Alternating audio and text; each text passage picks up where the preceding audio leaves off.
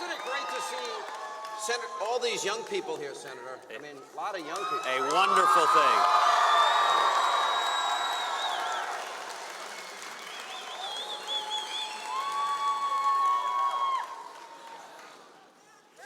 And welcome to beautiful Orlando, Florida, where Hannity's on the road, and for the entire hour, we are with Senator Ted Cruz. Welcome, Senator Ted Cruz. Welcome to Orlando.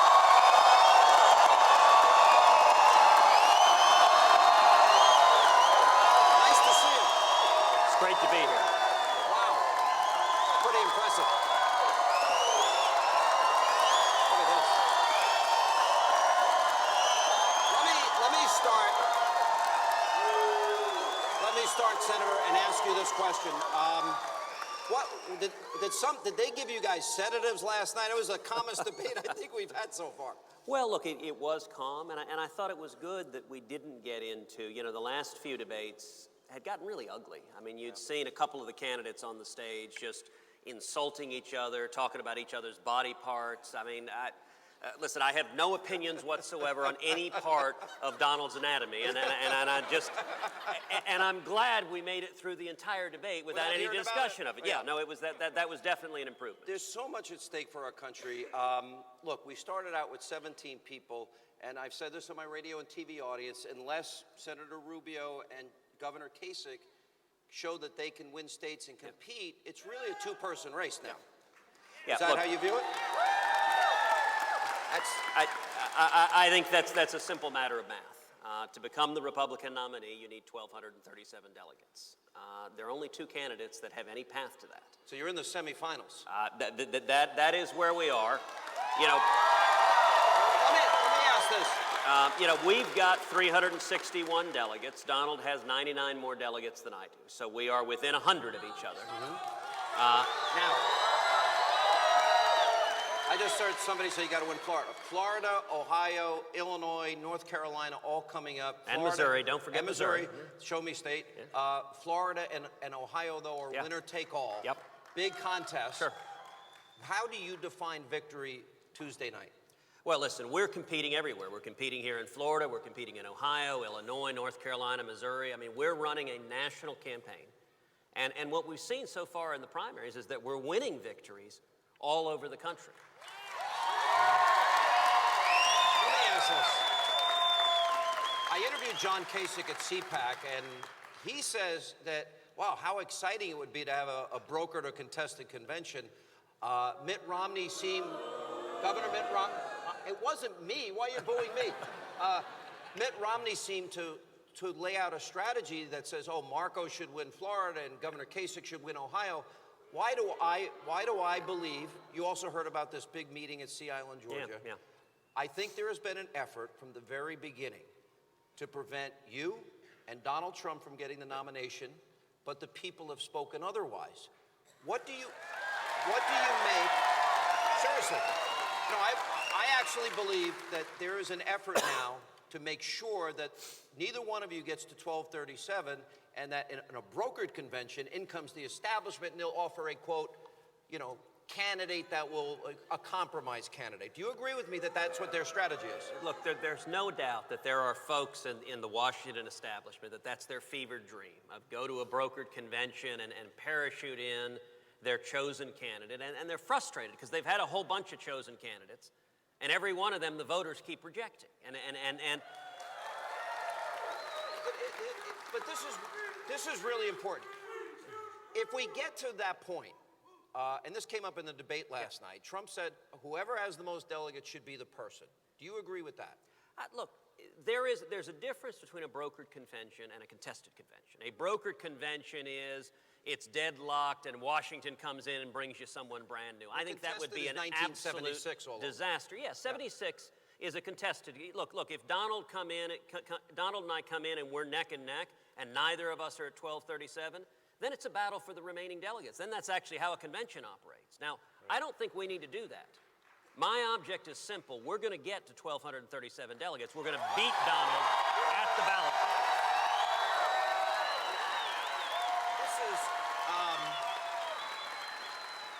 I want to ask you, I go on Twitter, I go on Facebook, I go on social media. Boy, passions are high right now. I got to tell you, they're very, very high. And you will be proud. Your supporters on social media are extremely. I have people. They are extremely passionate about you, and you got some big endorsements this week. You got the great one, Mark Levin. You got Mike Lee, Carly Fiorina. But the two narratives that I do see emerge, and I want to give you a chance to answer this. Yeah. Okay, can Ted Cruz win a general election? That's, these are not my words. And people like Mitch McConnell are still so angry at you. How do you work with him if he's the Senate Majority Leader? Those are the two issues that I read the most. Right. Well, look, let's take the first one, a general election. What is abundantly clear, if Donald Trump is our nominee, we get killed in the general election. You look at poll after poll after poll, Hillary wallops Donald. The last poll I saw, Hillary was beating Donald by 8 points. Those very same polls, poll after poll after poll, show me beating Hillary Clinton head to head. And if you look at the people we're turning out, the states we're winning, we're seeing record turnouts. I mean, record-shattering turnouts. Republican turnout is dwarfing Democratic turnout. Why do you think that is? Why is this happening? Is it because of the 8 disastrous years of Obama? It's part of it, right? People are frustrated. They're angry. People's wages are stuck. You can't get jobs, opportunities going away, and you've got a federal government that doesn't listen, doesn't care, and people are ready for a change. Let me ask this then, because if I had one issue, Senator, that I would tell you, there is such palpable anger towards Republicans. If you look at all these polls, exit polls, states, it's 60, 65% of Republicans feel betrayed. Yes. They feel the Republican Party has, and as a conservative, I'm a registered conservative, I feel betrayed. Of course. I feel let down. I feel disappointed. And I've got to believe that your popularity is rooted in the fact that you stood there and you took on your party, but you're hated for it. Yep. So explain how, as president, do you get these people to get a spine transplant and go back to the promises they made and actually fulfill the promises that they stood for? You know, you do it the same way Reagan did. You know, if you think about the last time we broke the Washington cartel, the corruption, the bipartisan corruption in Washington, it was 1981. It was the Reagan Revolution. And what happened, go to Washington, sit down with the old bulls. Come on, guys, we've got to stand for something. He knew that was hopeless. Yet he took it to the people and built a grassroots army, and that tidal wave swept in, and it held Washington accountable. So the two big legislative initiatives I'm campaigning on: repealing every word of Obamacare, and passing a simple flat tax and abolishing the IRS. Now, Sean, neither one of them, those ain't easy. Could I do that in Congress now? No. Why? Because all the lobbyists, all the special interests, let's take the IRS code. It's filled with carve-outs and subsidies and special handouts. That's what Washington does. Does anybody here? You guys get this? I don't get these carve-outs. They take my money. And that's the beauty of a flat tax, is that all goes away, and the lobbyists, their power base goes away, and the politicians, their power base goes away. Do you think, could you get Paul Ryan and Mitch McConnell to go along with that? Because I think that's what people want to know. I really believe in my heart that if Republicans do another promise like repeal and replace Obamacare, but won't use the constitutional authority of the purse, or if they promise they'll stop executive action and they end up funding it, if there's one more broken promise, I think it's the straw that breaks the camel's back for the Republican Party. Sean, you're exactly right. And could I get Republican leadership to do those now? Not in a million years. They're too captive to the lobbyists. The way you change that is I intend to make 2016 a referendum on repealing Obamacare and abolishing the IRS. And we come out of November with a mandate from the people. But there is also a second thing. In every battle we've had with Obama, we've seen what happens, which is we end up not winning the battles because Republican leadership preemptively surrenders. There's a difference when you have a conservative in the White House that says, if you send me a bill that's filled with corporate welfare, that's filled with pork, I will veto it. That's what a strong president can do. think this is really important about Obamacare. You say you're going to replace it. What are you going to replace it with? Because I know more people, average increases around the country for Obamacare this year alone, and I'm sure you're feeling it here in Orlando and in Florida, is up to 40 and 50%. Look, I mean, it's unaffordable. We're not saving $2,500 a year. We didn't keep our doctors, and we didn't keep our plan. We were lied to. Yeah, you are exactly right, and Obamacare is a disaster. Number one, it's the biggest job killer in this country. So if you're a young person coming out of school, you're wondering, why can't I get a job? One of the big reasons is small businesses are getting crushed with Obamacare and they can't afford it. People are getting their hours forcibly reduced. You know how many single moms in Florida are waiting tables or working 2 or 3 part-time jobs? They're at 28, 29 hours a week because Obamacare kicks in at 30 hours a week. You know, and beyond that, what Obamacare is doing to our health care. Millions of Americans have lost their health insurance, have lost their doctors and their premiums. How many people here have seen your premiums skyrocket? And not only are you paying more, but your deductible's higher, your copay's higher, it covers less. Yeah, you know, my wife Heidi said to me the other day, why are we writing all these checks for medical bills? I mean, our premiums have gone through the roof. And I said, well, our deductible's so high that as a practical matter, we don't have insurance. If you go to the doctor, you just pay for it and write check after check after check. That's what Obamacare's given us. And getting rid of it, repealing every word of it, will lift a burden off small businesses and will produce millions of new jobs. How about healthcare savings accounts? Do you support them? Absolutely, and healthcare reform, listen, everyone recognizes we're not done once we repeal Obamacare, that we've still got a problem and we need to expand competition. We need to empower patients so that you can make your healthcare decisions with your doctors without government getting in the way. And I think the keys to doing that are threefold. Number one, allowing people to buy health insurance across state lines. That creates a national 50-state marketplace that drives down cost and expands the availability of low-cost catastrophic care. Number two, what you just mentioned, expanding health savings accounts so you can save in a tax-advantaged way for more routine health care. And then number three, we need to make health insurance portable so that it goes with you from job to job to job. If you lose your job, you don't lose your health insurance. And personal and portable and affordable is much more attractive than the disaster we've got now. All right, we got to take a break. We're in beautiful Orlando, Florida. We have Senator Ted Cruz for the hour. It's Hannity on the road, and we're glad you are with us. And welcome back to beautiful Orlando, Florida. It's Hannity on the road as we continue for the entire hour. We've got Senator Cruz with us. I want to go back because you talked about a flat tax. I have asked every candidate in every interview, 95 million Americans how to work. We have 40 million Americans on food stamps, 50 million in poverty, median income down in the last 8 years under Obama, and he will leave office accumulating more debt than every other president before him combined. That to me is an insurmountable amount of money we're talking about.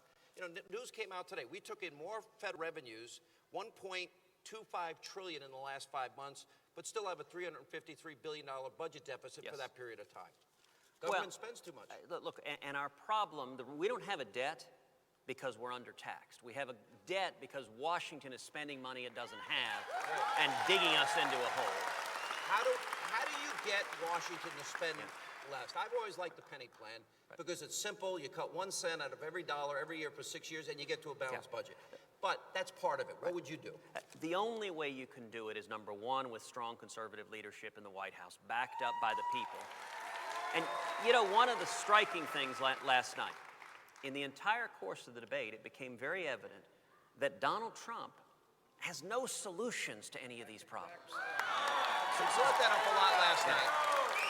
But I think the question most Americans want to know is, how do you get to a balanced budget? I mean, but the eliminate key, baseline budgeting.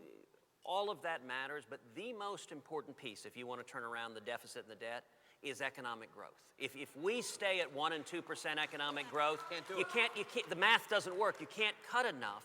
And Donald, at the end of the day, doesn't understand where growth comes from. Because Donald, you know, he said a lot of times, he said, listen, nobody knows the system better than he does. And he may well be right, because Donald is the system. He is Washington. And notice his perspective. Donald's perspective is government is the answer to everything. That whatever the problem is, we need more government. And to every issue, he doesn't really disagree with Obama and Hillary on substance. He just says they're not doing a good enough job. He'll negotiate a better deal with socialized health care and Obamacare. And here's the key. If you want economic growth, you know two words that never come out of Donald's mouth? Small business. Because to Donald's perspective, the economy is about giant corporations, New York billionaires sitting down with politicians, whether it's Hillary Clinton or John Boehner, and suckling off government and getting rich at the expense of the working men and women. Listen, to heck with big business. The focus of growth has got to be small business. There seems to be a two-pronged approach we need. And that is, one, I think government needs to spend a lot less. Absolutely. I would cut a lot of government, maybe not the military. I think our military is deteriorated. And then the other part is the growth factor. Energy independence would add to that. Hugely. Corporate inversion, allowing companies, corporations to repatriate. Right. There are trillions of dollars overseas.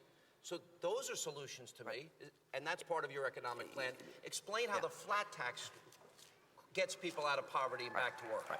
All right, so let's start with spending, because that was the first part of your question. I've laid out a very, very detailed spending plan, $500 billion in specific spending cuts. Did you notice last night in the entire debate, Donald was not willing to list a single thing he would cut? He wouldn't list an agency, he wouldn't list a program. I asked him, when have you ever stood up to a Washington lobbyist on anything? He couldn't point to a single instance. Donald and Hillary are the flip side of the same coin. They are Washington, they are power, they are big business, they are corruption. And instead, now listen, why do other candidates not do what I've done, which is specify exactly what I'd cut? Because you tick off all the lobbyists. All the people getting the money are real unhappy when you say, I'm cutting your money. And they don't want to get attacked. And if we're going to turn Washington around, you've got to demonstrate the courage to take on Washington. It's not being an insurgent, simply to yell a lot and curse and insult people. That doesn't make you an insurgent. It just makes you ill-mannered. I want to focus as much as I can today on solutions, but you brought up Donald Trump a lot. When he says he's going to build a wall, when he tells me he's going to make America energy independent, relax, all right? And he supports the penny plan. Do you just not believe him? Do you think he's...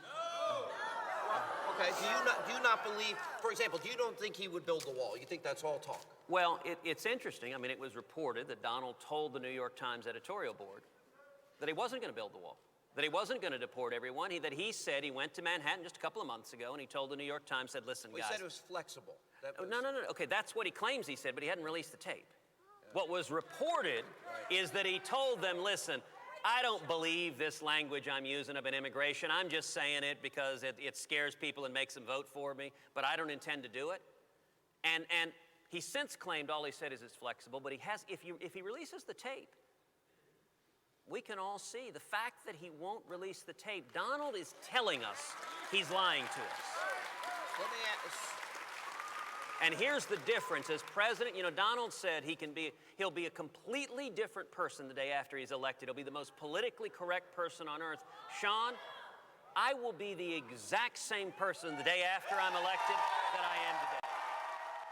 And welcome back to beautiful Orlando, Florida. It's Hannity on the road. And for the full hour, we're joined by 2016 Republican presidential candidate, Senator Ted Cruz. Good to see you again, Senator. All right, so Governor Palin's mad at you because you said Trump supporters are low, Rush uses this term a lot, low information voters. But you want to appeal to every supporter of every other candidate. Absolutely, yes. And listen, I understand why people are backing Donald Trump. People are angry. They're betrayed, as you noted. They're tired of politicians who are lying to them. They're tired of the corruption in Washington. I share all those sentiments. What happens, though, is when people start to actually examine Trump's record, they realize he is what they're angry about. You don't fix the corruption by supporting someone who has been enmeshed in the corruption. And look, his argument last night, here's how the Washington cartel operates. You get career politicians in both parties. You get Hillary Clinton and John Boehner sitting at the table, and you get the special interests like Donald Trump. And Donald writes big checks. He writes them to both.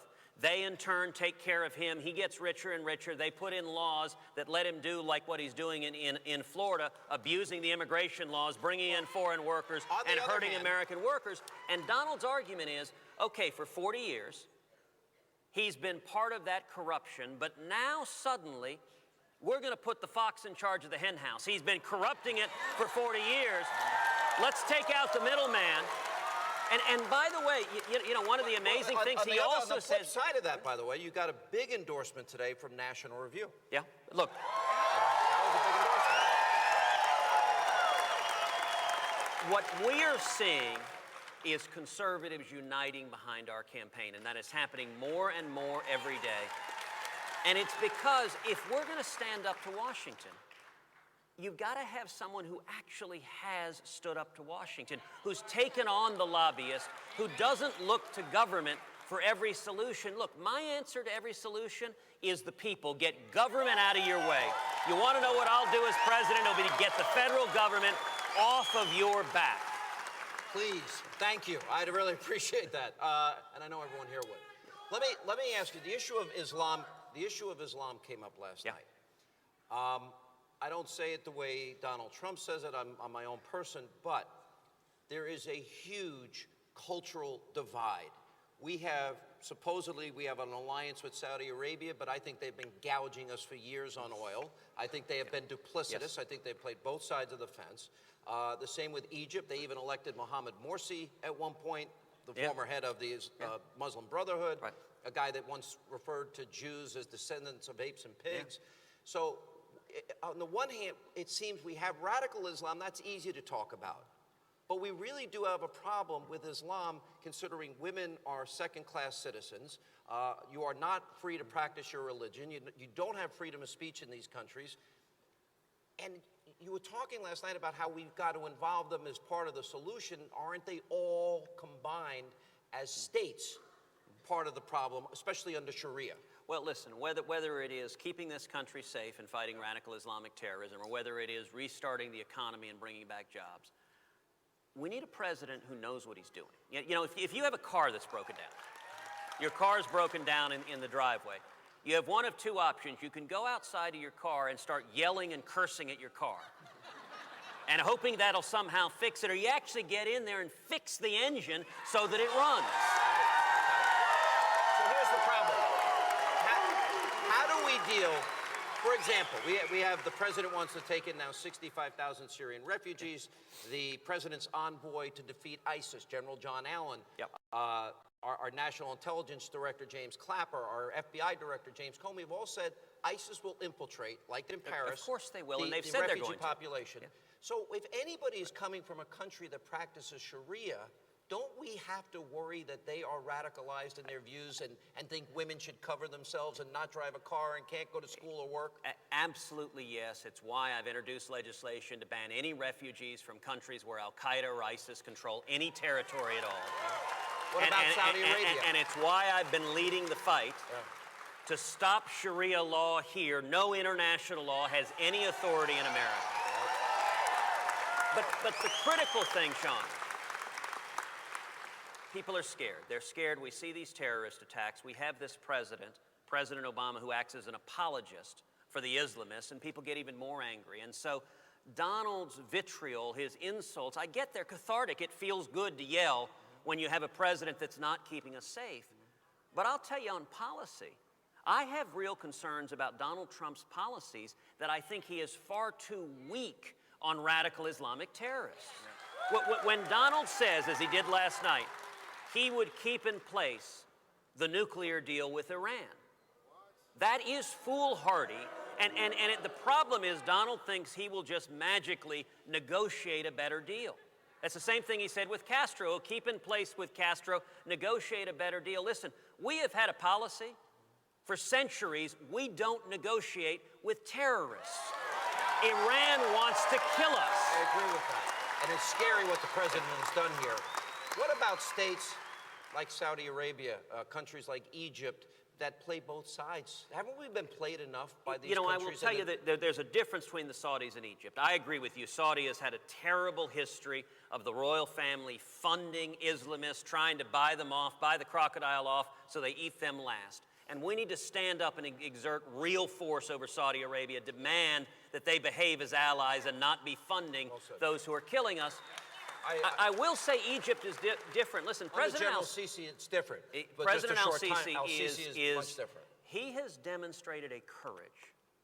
You know, I wrote a book last year, Time for Truth. I actually quote a speech that President Al-Sisi gave at Cairo University, the same university. A courageous speech. It was January 1st, a year ago.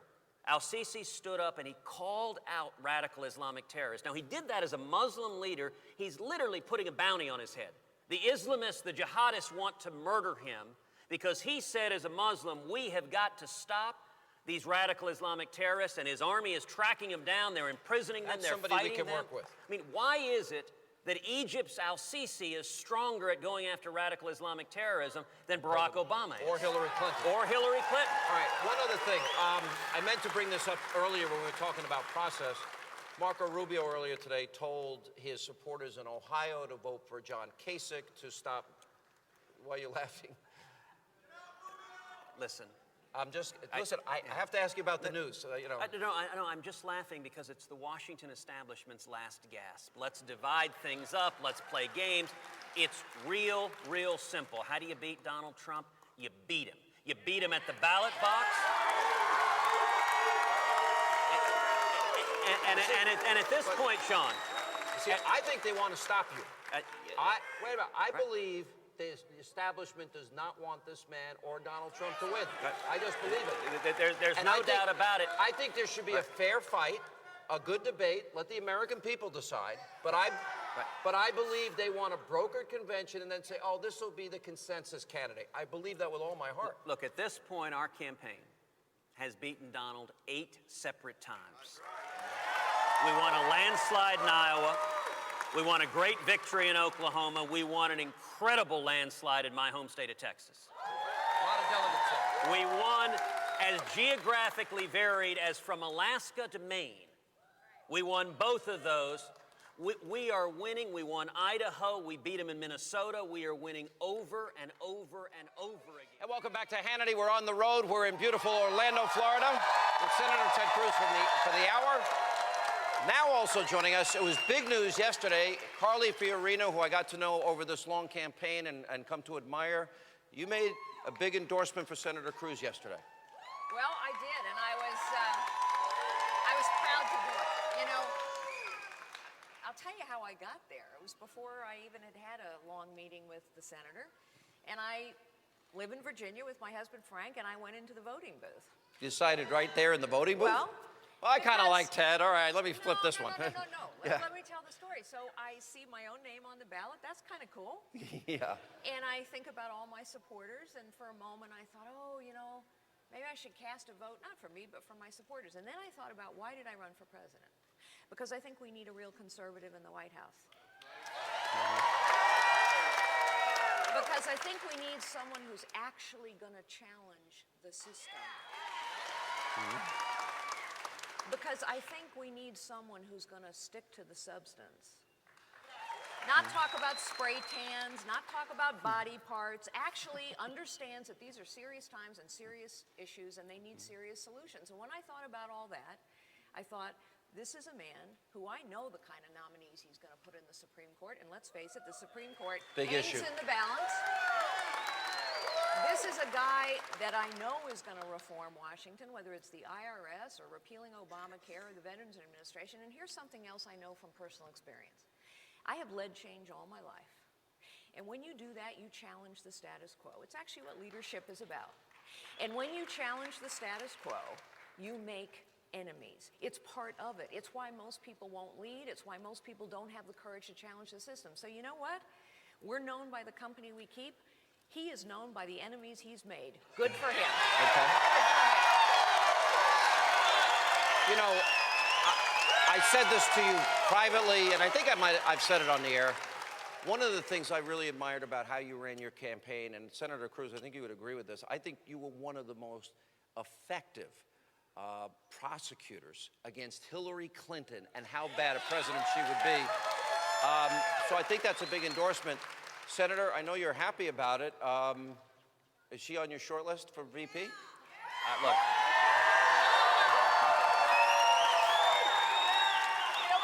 Let's get him the nomination first. We keep jumping ahead here. Well, it's my job to jump ahead. I get paid to do that. But Sean, I'll say this. Carly is extraordinary. I mean, she was a remarkable business leader. CEO of a Fortune 50 company. That is a big, big deal. One of the world's most respected companies. And she ran an incredible campaign. She is a serious thinker, and you're right, she's standing up and fighting for conservative principles. I'll tell you, I'm humbled to be here with her and to have her support. Let me throw a whole different question out here, because, I've had the honor of getting to know all 17 of you in a pretty intimate way, and I have deep respect. Trump is right about one thing. It's hard running for president. There's nothing easy about it. I know the long hours on the road and time away from your family and speech. You don't even know what city you're in some days. Let's be honest. So it's really hard. Orlando. Yeah, all right. I know, we're having a magical time. But although I continually have nightmares of waking up in Orlando and saying "Good morning, Cleveland." So it hasn't happened yet, but it might happen. On the road, there are moments where you worry that there will be that TMZ moment for somebody. Here's my question: were so many talented people along the way. If you do win the nomination, how many of those 17 people do you think you'd want to reach out to be a part of a unity government almost, and with the purpose of all these people that are out of work are suffering. Sure. All those people in poverty are suffering. All those people on food stamps are suffering. All the people that are paying 50% more for health care are suffering. Our country is suffering. Our kids are suffering. Yes. I don't like the trajectory of where we're headed. Right. Do you think that could happen? Something that has never happened before. I think about that. What do you think? Absolutely. I mean, I think one of the incredible things, you look at the 17 people who started. I mean, we had a depth of talent. We had people who were young, dynamic, charismatic, passionate, principled. Bobby Jindal, Scott Walker, John Kasich. Incredible leaders. Yeah. And I've said from the beginning, back when there were 17 of us, I said any Republican president would be a fool for the men and women standing there not to comprise a significant portion of the cabinet. I mean, we've got phenomenal talent. And what is important, Sean, is that we fix these problems, that we put in place leaders for whom it's not lip service. Solutions to the problems, and leaders who understand we work for you. It's why I don't like Donald asking people to pledge support to him. This is not about us. It's not about a candidate. It's about the American people, and we need to pledge our support to you. All right. Here's my question. We've heard you last night. I've interviewed you a lot. I've gotten a lot of specifics from you. Yeah. How firm are these promises? Flat tax, wall at the border, your plan to carpet bomb ISIS, all of the health care repealing, replacing, and all these other things. Is there any room for negotiation, or this is your solemn pledge to the American people? Listen, this is my solemn pledge. There are many criticisms that have been lobbed at me, but being overly flexible is not one of them. I'll ask Mr. And anyone who stands up, now listen, there are areas on which you can have room for compromise. Marginal tax rates. If we sat down and battled like crazy and fought to reduce the tax rates and I couldn't get it to 10%, I'm going to fight tooth and nail for 10%. But if we end up cutting it to 12%, Reagan said, what do you do if they offer you half a loaf? Answer, you take it. I'll take 12%, celebrate, and then you come back for more. So there are areas in which you should compromise, but the key point, you don't compromise on principle. You don't compromise on the Constitution, on the Bill of Rights, on the Second Amendment, on religious liberty. Principle, you don't compromise away. Welcome back to Hannity on the Road. We are in Orlando, Florida, as we continue with 2016 Republican presidential candidate, Senator Ted Cruz, and Carly Fiorina, who has endorsed him. All right, we're going to take questions here. Sir, you're up first. By the way, nice shorts. You should see how cold it is in New York. We're glad you're here. Welcome, welcome. Good morning. Senator, you stand by Sir, your military it's a nighttime show. service Good members, evening. regardless of what they do. As a former service member and a airman, I'd like to know what you plan on doing for VA healthcare. Yeah. Well, sir, let me start by saying thank you for serving this country. Thank you for stepping forward. What's happened with the VA has been an absolute disgrace. And two things are going to change if I'm elected president. Number one, there's going to be accountability. Anyone who has wrongfully denied care, anyone who has kept bogus books, anyone who has lied, if you wrongfully denied care to veterans, you'll be dismissed, and if you've broken the law, you will be prosecuted. All right, but the second change that I think is critically important is that veterans should have the right to choose your own doctor. And that's the fundamental change that, listen, if you want to go to the VA hospital, that's your right. You've earned that right. But if you want to go to the cardiologist at the local Catholic hospital down the street, you should have the right to do that. If you work at Walmart or you work at Disney, you have the right to go to that hospital. Why should we treat our veterans worse than workers in the private sector? That doesn't make any sense. Let me thank you, sir, for your service. God bless you. Thank you. Let me ask this question. Speaking of criminal referrals, anybody in mind? yeah. Let's say that the FBI makes a criminal referral to the Justice Department and it is ignored, and you become president, statute of limitations is not passed. Would you aggressively go after Hillary Clinton if the FBI believes she committed felonies? Absolutely yes.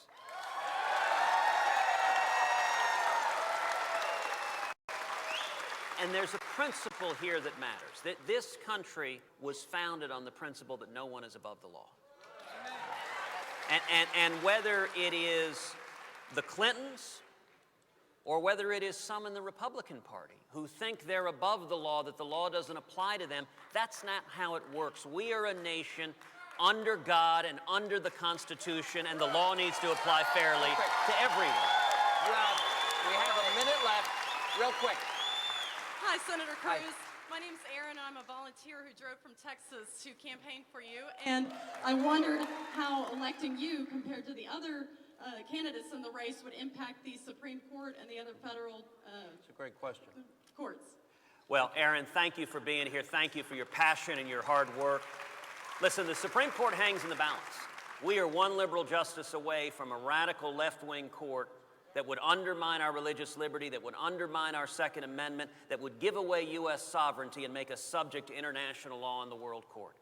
And there are two candidates effectively in this race, Donald Trump and me. Donald has said he will negotiate with Harry Reid and Chuck Schumer and compromise on the Supreme Court on Justice Scalia's replacement. Any replacement that Harry Reid and Chuck Schumer sign off on is going to be a left-wing activist. And Aaron, I give you my word. Every justice that I appoint to the court will be a principled constitutionalist who will ferociously defend the Bill of Rights. Senator, thank you so much for the hour. Thank you, really John. appreciate it. Carly, great to see you. Thank you, Orlando. Thank you, Orlando. We really appreciate it. Unfortunately for all of you back home, that's all the time we have tonight from beautiful Orlando, Florida. We're having a magical time. And don't forget, Florida will be voting, Ohio will be voting, Missouri will be voting, Illinois will be voting, and we'll be following it all right here on the Fox News Channel. And Hannity, thanks for being with us. We'll see you back here on Monday.